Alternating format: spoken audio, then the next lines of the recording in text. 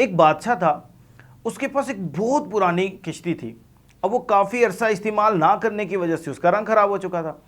اب ہوا یوں کہ بادشاہ نے سوچا کہ اس کو استعمال کیا جائے، تو اس نے بندہ بلایا تاکہ اس کو رنگ کروائے اور اچھی طرح صاف کر دے۔ تو بادشاہ نے اس کو کہا کہ اس کشتی کو تم نے رنگ کرنا ہے اور اچھے انداز میں اس کو صاف کرنا ہے۔ اور اب وہ بندہ کام کر رہا تھا، کرتے کرتے اس کو ایک سوراخ نظر آیا۔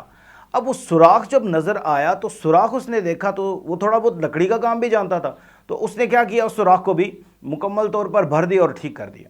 اب وہ کام مکمل کر کے بادشاہ کے پاس پہنچا، اپنی اجرت اور چلا گیا۔ اب بادشاہ کے بچے جب آئے تو بچوں نے دیکھا کہ کشتی تو بالکل صحیح ہو چکی ہے، تو بچوں نے کشتی کو دریا میں اتارا اور دریا کی سیر کے لیے نکل گئے۔ اب وہ دریا میں سیر کر رہے تھے کہ ایک درباری نے دیکھا، تو درباری بھاگتا ہوا بادشاہ کے پاس پہنچا اور اس نے آ کے بتایا کہ بادشاہ سلامت، بچے دریا کی سیر میں مشغول ہیں، دریا کی سیر کر رہے ہیں۔ اب بادشاہ ایک دم سے چونک پڑا، بادشاہ ایک دم سے اٹھا اور دریا کی طرف بھاگا۔ سب حیران تھے کہ بادشاہ کو کیا ہو گیا۔ اب وہ بادشاہ کو معلوم تھا کہ اس کے اندر ایک سوراخ بھی ہے۔ اب وہ بادشاہ جب کنارے پہ پہنچا تو اس کے بچے سیر کرتے ہوئے کنارے کی طرف آ رہے تھے۔ اب وہ جب کنارے پر پہنچے تو بادشاہ نے دیکھا تو کشتی تو بالکل سلامت ہے اور میرے بچے بھی صحیح سلامت ہیں۔ اب ہوا یوں کہ بادشاہ نے سوچا کہ یہ کیا، کشتی میں تو سوراخ بھی تھا۔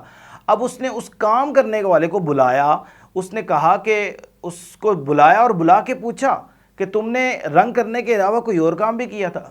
تو اس نے بتایا کہ جی بادشاہ سلامت، اس کشتی میں ایک سوراخ بھی تھا، تو میں رنگ کر رہا تھا، تو میں لکڑی کا کام بھی کچھ جانتا ہوں، تو میں نے سوچا کہ اس کو بھی ٹھیک کر دیتا ہوں۔ اب وہ چھوٹا سا کام تھا تو میں نے وہ بھی کر دیا۔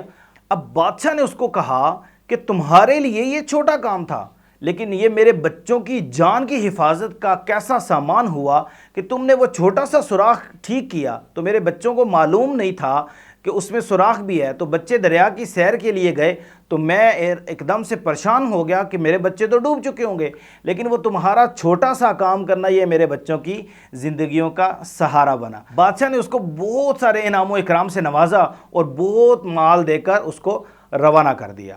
اب وہ بندہ دل ہی دل میں سوچ رہا تھا کہ شاید مجھے بادشاہ نے کسی غلطی پر بلایا، لیکن جب وہ واپس جا رہا تھا وہ خوشی خوشی جا رہا کہ مجھے آج تو بہت سارا فائدہ مل گیا۔ تو اسی طرح ہمیں بھی کوشش کرنی چاہیے کہ زندگی میں کوئی ایسے کام کر جائیں، ایسے انداز اپنا جائیں جس سے دوسروں کو فائدہ ہو، ہمیں اس کا کوئی فائدہ ملے یا نہ ملے، انشاءاللہ عز و جل ہمیں آخرت میں بھی بہت سارا فائدہ ملے گا۔ اللہ عز و جل کی رضا کے لیے ہم کام کریں گے تو وہ کام دوسروں کو فائدہ تو دے گا انشاءاللہ عز و جل۔ اللہ نے چاہا تو دنیا میں بھی اس کا فائدہ ہوگا، تو آخرت میں اللہ عز و جل ہمیں اس کا ضرور فائدہ دے گا۔ اللہ عز و جل ہمیں عمل کی سعادت عطا فرمائے۔